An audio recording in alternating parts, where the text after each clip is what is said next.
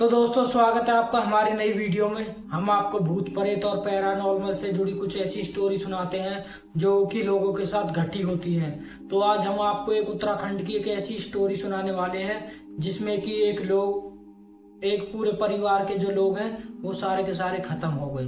तो ये स्टोरी शुरू होती है दिल्ली से।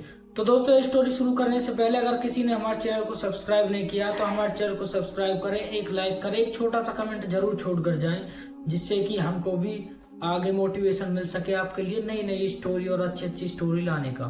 तो कहानी शुरू करते हैं।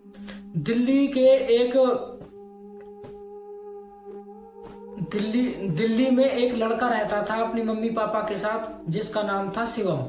तो शिवम के जो नानी नाना है मतलब उसकी मम्मी जो है वो उत्तराखंड से थी। तो शिवम की उम्र कम से कम होगी 16 से 17 साल। तो अभी गर्मियों की छुट्टी पड़ी थी तो उसने पहले से ही मन में प्लान बना लिया था कि अब के इस गर्मी की छुट्टियों में मैं बुआ के वहां तो नहीं जाता हूँ क्योंकि हर साल मैं वहीं जाता हूँ, लेकिन अब के मैं नाना नानी के पास जाऊंगा और मामा के जो लड़के हैं उनके साथ वहां मजे करूंगा। तो इसने ये सब प्लान बना तो लिया था और इसने जब इसकी छुट्टी पड़ी तो अपने मम्मी पापा को भी ये अपना प्लान बता दिया था कि मैं नाना नानी के यहाँ जाऊंगा।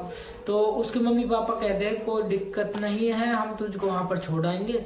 तो अगले दिन जो है ये अपने सामान वगैरह पैक कर लेता है। उसके बाद जो है इसके जो पिताजी हैं वो इसको लेकर अपनी गाड़ी में उत्तराखंड चले जाते हैं। तो उत्तराखंड में एक गाँव है, बिल्कुल छोटा सा गाँव है, 10-15 घर ही है उस गाँव में और वो पहाड़ों के बीचों बीच वो गांव है। दूर दूर तक उसके कम से कम जो दूसरा गांव पड़ता है 10 या 12 किलोमीटर दूर वो गांव पड़ता है और ये गांव चारों तरफ से पहाड़ों से घिरा हुआ है। तो ये पहुंच जाते हैं उस गांव में।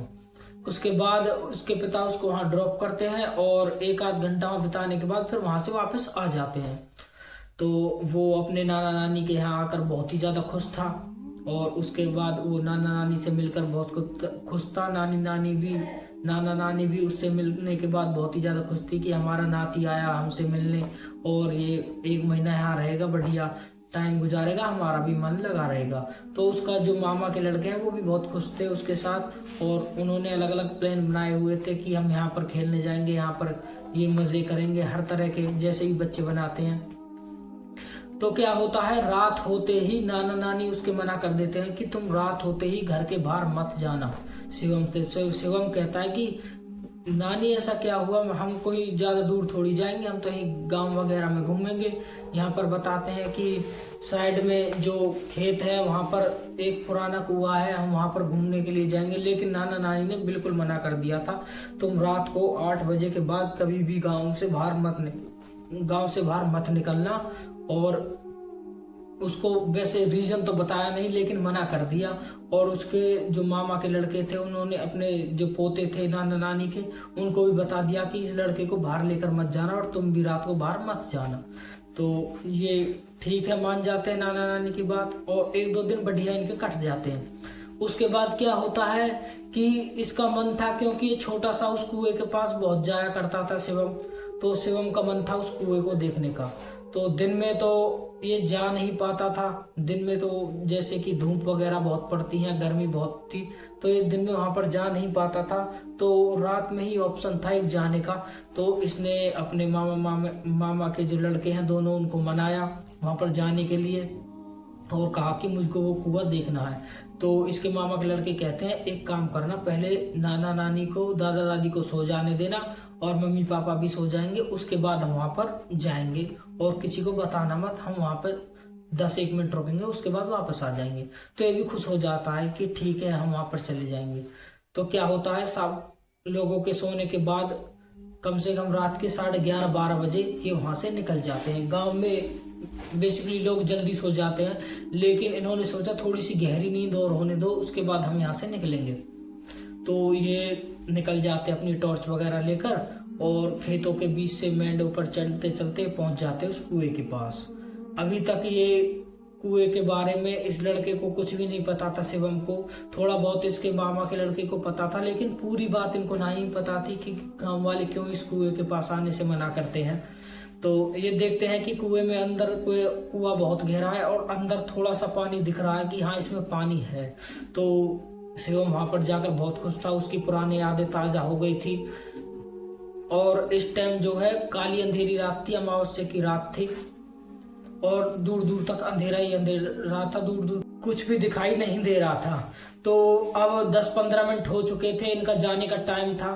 तो इसके शिवम के जो मामा के लड़के हैं उन्होंने इससे कहा कि चलो अब हम चलते हैं यहाँ से और घर की तरफ, अगर नाना नानी कोई भी जग गए तो हमको बहुत ही ज्यादा डांट पड़ेगी। तो शिवम का तो जाने का मन नहीं था, वो इनसे बोल रहा था कि 2-4 मिनट और रुक जाओ, 2-4 मिनट और रुक जाओ, लेकिन रात बहुत ज्यादा हो चुकी थी, 2-2:30 बज चुके थे। तो ये वापस जाने के लिए जैसे ही मुड़ते हैं तो कुएं में से ऐसे एकदम से आवाज आती है जैसे कि कोई ना कोई कुएं में अभी जैसे कोई गिरा है, जैसे कि ढप जैसे पानी में कुछ गिरने का, कोई पत्थर वत्थर या कुछ भी गिरने की आवाज आती है, ऐसी इनको एकदम से आवाज आती है। उसके बाद ये मुड़कर देखते हैं तो पीछे कोई भी नहीं था। इन्होंने कुएं में झांक कर देखा, उसका पानी हिल तो रहा था जैसे कुछ इसमें गिरा है, लेकिन दिखाई कुछ भी नहीं दे रहा था कि इसमें हुआ क्या है। तो थोड़ी देर बाद ये वहीं डटे। फिर उसके बाद इन्होंने सोचा कि होगा कोई जानवर वगैरह, बिल्ली वगैरह, या फिर किसी ने कोई पत्थर वगैरह गिर गया होगा, कोई ईंट वगैरह गिर गई होगी जो कि कुएं में लगी होंगी, तो यही होंगे, वैसा कोई दिक्कत नहीं है, ये वापस मुड़ जाते हैं।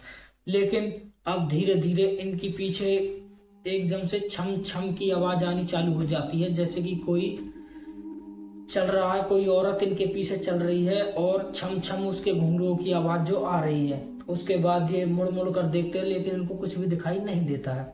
उसके बाद ये सीधा चलना चालू कर देते हैं और इनको डर लगना चालू हो गया था। इनको अब एहसास होने लगा था कि हमने क्या गलती कर दी है, क्यों हमको घर वाले जो नाना नानी है सब यहाँ से आने के लिए मना करते हैं, लेकिन हमने उनकी बात नहीं मानी। तो यहाँ से अपने दबे पैर थोड़ा जल्दी धरते धरते यहाँ से निकलना चालू कर देते हैं। तो घनी दूर तक तो इनके पास वो आवाज आई, कम से कम 100-150 मीटर तक इनके साथ वो आवाज चलती रही। उसके बाद वो आवाज आनी बंद हो गई। तो ये अपने अपने घर पहुंच जाते हैं। उस रात तो डर के मारे इनको नींद आई नहीं। ये सब उसी चीज के बारे में सोच रहे थे कि वो चीज थी क्या जो कि हमारे साथ साथ चल रही थी, लेकिन हमको आवाज तो आ रही थी, दिखाई नहीं दे रही थी। तो ये चीजें इनके जो है दिमाग में चल रही थी, एक दूसरे से बात भी कर रहे थे उसके बारे में। तो ऐसे ही डिस्कस करते करते सुबह हो जाती है। गांव में बेसिकली लोग 4:30-5 बजे जाग जाते हैं, तो गांव में लोग जाग चुके थे, लेकिन इन्होंने अब घर वालों को किसी को कुछ भी नहीं बताया इसके बारे में। उसके बाद दिन आता है अगले दिन ये पूरा गांव में घर में एंजॉय करने के बाद घूम फिर कर पहाड़ों पर वापस आ जाते हैं। उसके बाद रात को अब इनके साथ चालू होती है प्रक्रिया। इनके साथ क्या चीज चालू होती है, कभी कोई इनका बेड खटखटा दे रहा है, कोई इनका दरवाजा खटखटा रहा है, और ऐसे लग रहा है छत पे जो ऊपर जो कमरा है वहां पर रहते हैं। 2 मंजिल का घर था, तो नीचे एक कमरे में नाना नानी, एक कमरे में मम्मी पापा, और ये ऊपरले कमरे में थे। तो ऐसा लग रहा है कि कमरे के बाहर कोई ना कोई चल रहा है, इधर से उधर चक्कर काट रहा है, और जो दरवाजा है उसके नीचे से एकदम से परछाई आती जाती दिख रही है इन तीनों को। तो ये बहुत ही ज्यादा डर चुके थे, घबरा चुके थे कि ये चीज है क्या। तो इन्होंने बहुत हिम्मत करने के बाद दरवाजा खोला। दरवाजा खोलने के बाद इन्होंने देखा तो वहां पर कुछ भी नहीं था, कुछ भी इनको दिखाई नहीं दे रहा था। उसके बाद जो है ये आकर वापस अपने बेड पर लेट जाते हैं। अब क्या होता है, रात को कम से कम 12-12:30 बजे जो है शिवम को आता है टॉयलेट।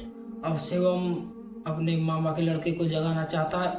उसने अपने मामा के लड़के को जगाना चाहा कि अजय खड़ा हो यार, मुझको टॉयलेट आ रही है। तो इनके बाहर ही जो कमरे जस्ट बाहर निकलते ही थोड़ी दूर पर ही टॉयलेट था, छत पर ही। तो वो तो थोड़ा नींद में होता है ज्यादा गहरी, तो मना कर देता है कि यार सो जा तू चला जा। तो ऐसा वो कर देता है अजय। तो शिवम सोचता है कि यार मुझको ही उठकर जाना पड़ेगा, ये तो नहीं उठेंगे। उसके बाद शिवम जैसे ही दरवाजा खोलता है, तो दरवाजा खोलने के बाद वो देखता है कि टॉयलेट के पास एक लेडीज बैठी हुई है, प्रॉपर लाल कपड़े पहनकर, और उसकी तरफ ही देख रही है, और उसका पूरा मुंह जो है ब्लैक है। तो वो टॉयलेट करने के लिए जाता रहता है।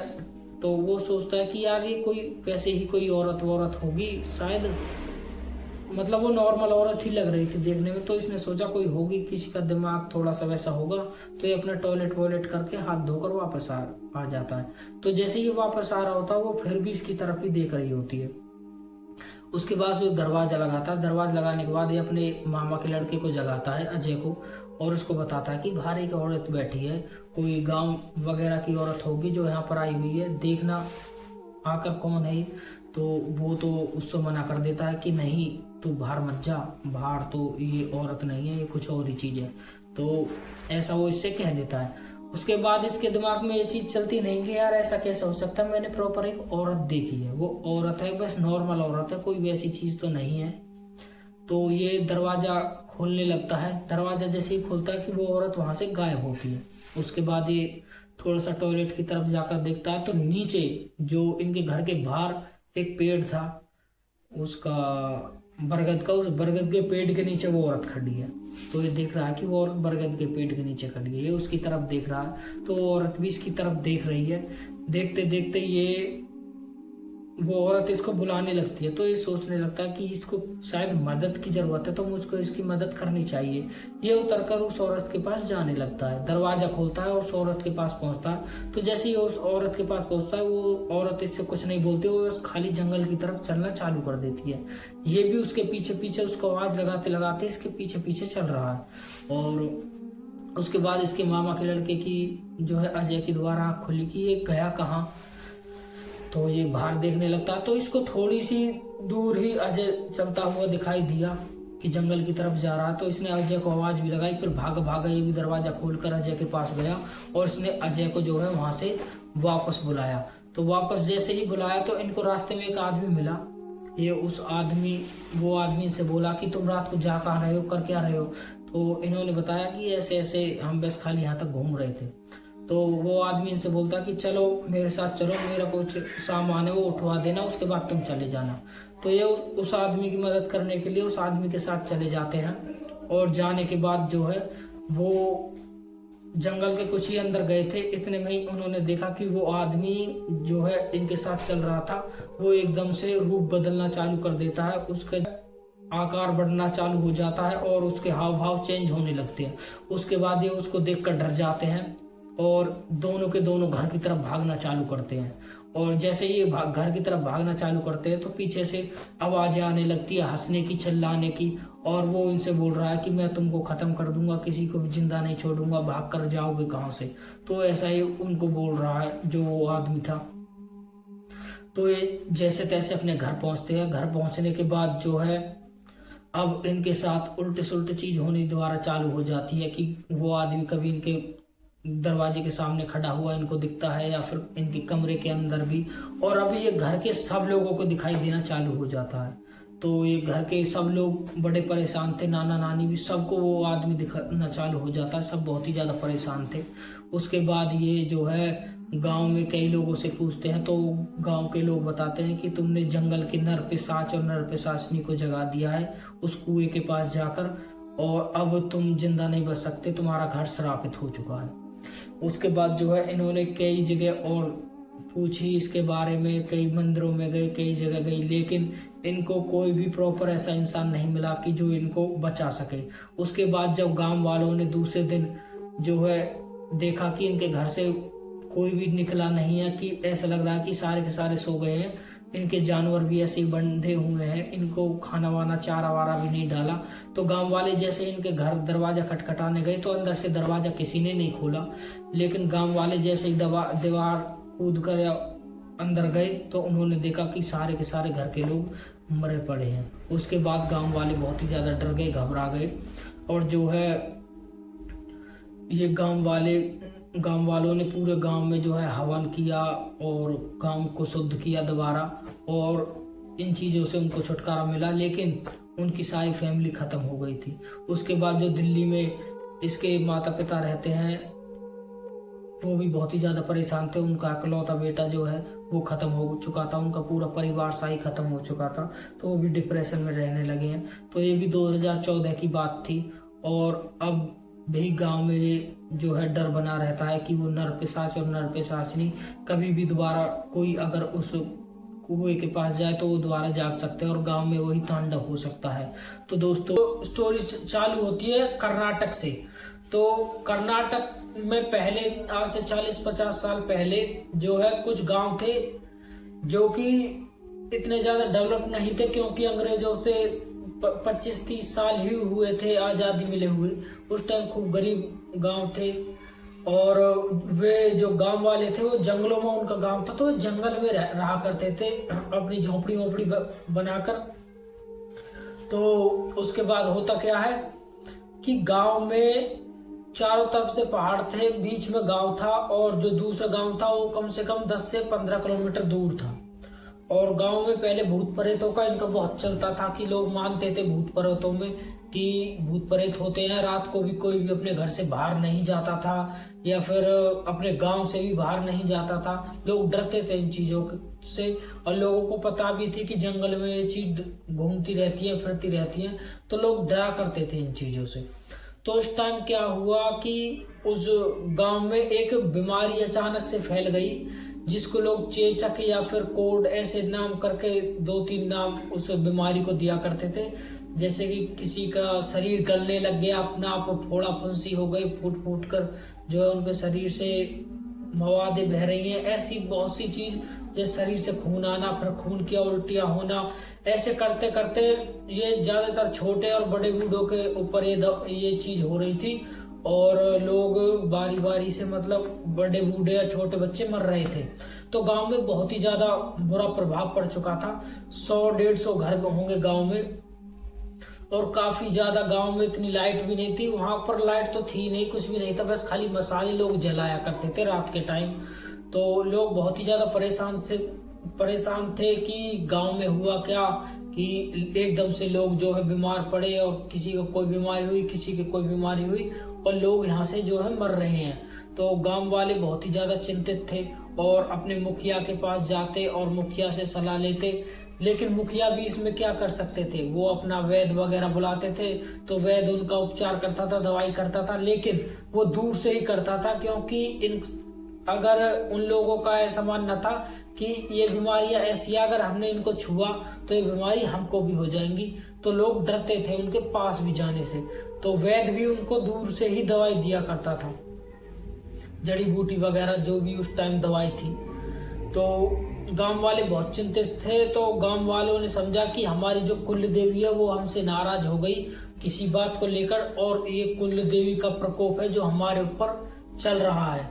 तो गांव वाले कुल देवी की पूजा भी करते, कुल देवी को मनाते, उसके पास रोते, ऐसी चीजें चल रही थी गांव में। तो गांव वाले बहुत ही ज्यादा परेशान थे इन चीजों के चलते हुए। एक दिन क्या हुआ कि उनके गांव के पास में ही एक घर था बूढ़ी औरत का, और उसके 2 बच्चे थे, और एक वो बूढ़ी औरत थी। आदमी तो उसका जो है था नहीं, उसकी डेथ हो चुकी थी। तो लोग रिलेट कर रहे थे कि पूरे गांव में बीमारी है, किसी ना किसी को, हर घर में से किसी ना किसी को कोई ना कोई बीमारी है, लेकिन ये जो औरत है ना तो इसके बच्चे को ना इसको कोई बीमारी नहीं है, क्योंकि ये औरत भी बूढ़ी है और इसके बच्चे भी छोटे हैं, तो इनको कोई भी बीमारी नहीं लगी। तो गांव वाले एक प्रकार से उस पर शक कर रहे थे, और उस टाइम काला जादू वगैरह बहुत ही ज्यादा चलता था, और लोग मानते थे इस चीजों को कि लोग एक दूसरे पर काला जादू करते हैं। तो उन्होंने उस औरत का पीछा करना चालू किया कि ये औरत करती क्या है, और गांव में तो ये आती नहीं है। वो थोड़ा सा उनसे दूर बनाकर रखती थी, और दूरी बनाने के बाद वो उनसे बातचीत भी नहीं करती थी गांव वालों से। मतलब गांव वालों से एक तरह से वो कट थी, वो अपने आप में ही अपना काम वाम करती थी, बच्चों को पालती पोसती थी। तो गांव वालों ने उसकी रेकी करना चालू की कि ये औरत करती क्या है। तो रात के कम से कम 12 साढ़े 12 बजे एकदम से क्या होता है, वो औरत जब उसके बच्चे सो जाते हैं, वो अपने घर से बाहर निकलती है और जंगल की तरफ जा रही होती है, और उसके हाथ में एक डंडा था, और दूसरे हाथ में कुछ थैले में कुछ सामान उसने रख रखा था। तो गांव वाले धीरे धीरे उसका पीछा करते करते उसके साथ साथ जंगल में पहुंच गए, और उस औरत को भी पता नहीं था कि कोई मेरा पीछा भी कर रहा है। वो लगातार पीछे मुड़ मुड़ कर देख रही थी, लेकिन वो छुप जाया करते थे। जो 2 गांव वाले थे वो उसका पीछा कर रहे थे।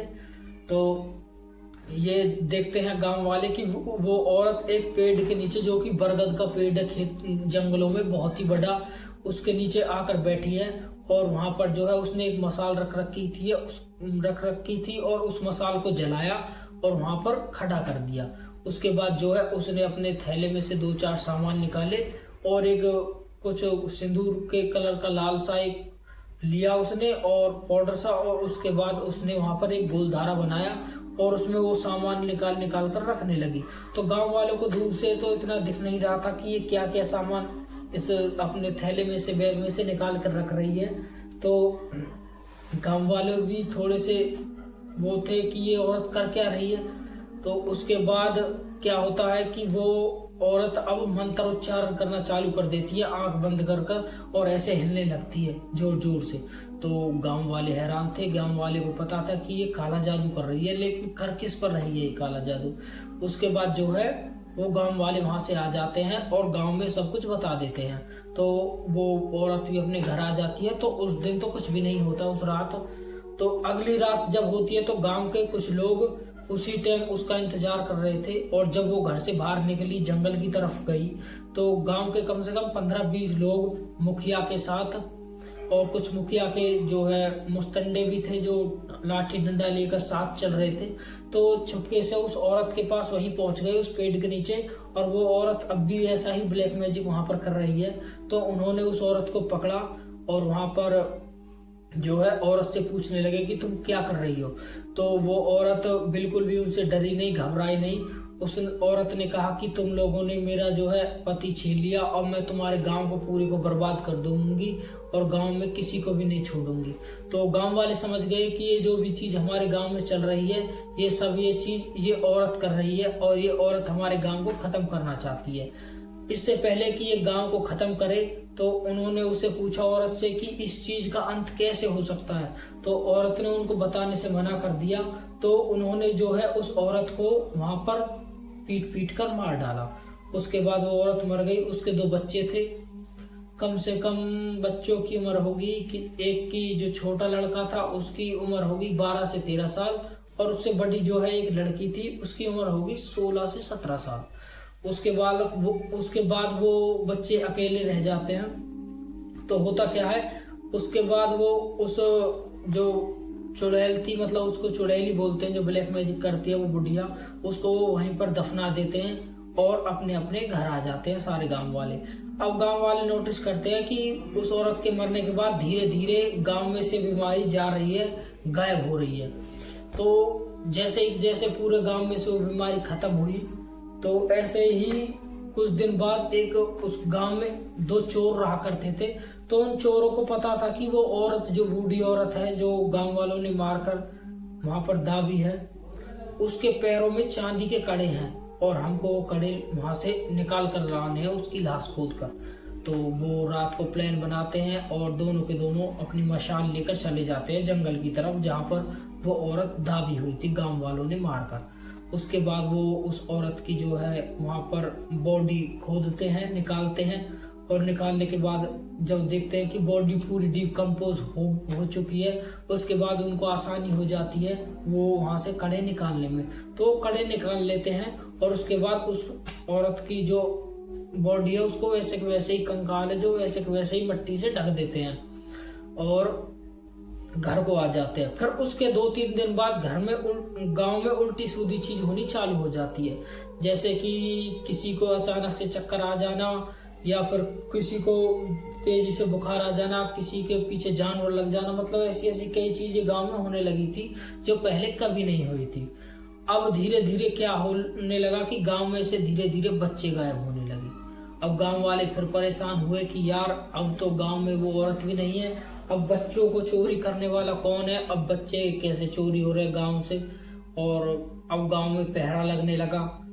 मुखिया ने गांव के ने पूरे गांव में बारी बारी से सबका पहरा डिसाइड किया कि यहाँ पर ये लोग रहेंगे, यहाँ पर ये लोग रहेंगे। तो ऐसा ऐसा गांव में पहरा लगने लगा। लेकिन धीरे धीरे जो है वो चीज खत्म नहीं हुई और ज्यादा बढ़ती चली गई। और गांव वाले हैरान थे कि गांव में पहरा भी लग रहा है, किसी को आते जाते भी नहीं देख रहे, लेकिन फिर भी बच्चे यहाँ से गायब हो रहे हैं। तो गांव वाले फिर समझने लगे कि किसी ने ब्लैक मैजिक किया है। तो गांव वाले कुल देवी के पास जाते, वहां पूजा करते, कुल देवी से मदद मांगते। तो होता क्या है, उस गांव वालों में से एक जो औरत है उसको कुलदेवी, कभी कभार कुलदेवी उसको आ जाती थी। तो उसको कुलदेवी आई और कुलदेवी ने बताया कि तुम्हारे गांव में ये लड़के हैं। उन्होंने जो वो औरत थी जो चुड़ैल थी उसके शरीर पे से जो है कंगन ले आए हैं उतार कर, जो चूड़े होते हैं चांदी के पैर से, उनको अगर तुम वापस नहीं करोगे तो तुम्हारा पूरा गांव खत्म कर देगी। तुम उसको वापस करो और उस बॉडी को जला दो, उसके बाद तुम्हारा गांव ठीक हो जाएगा। तो वो जो है गांव वाले उन दोनों लड़कों को पकड़ लेते हैं। पकड़ने के बाद उस पे से वो जो भी कड़े वड़े हैं, चूड़े हैं, वो ले लेते हैं और वहां पर ले जाकर उसी जहां पर उन्होंने वो औरत दाबी थी वहां से उसकी बॉडी निकालते हैं और वापस से उसको कड़े वड़े पहनाते हैं, चूड़े वूड़े उसके जो भी है, और उसको आग के हवाले कर देते हैं। उसका अंतिम संस्कार कर देते हैं हिंदू रीति रिवाजों से। उसके बाद जो है अब गांव में धीरे धीरे ये चीजें शांत होने लगी, गांव फिर से खुशहाल होने लगा।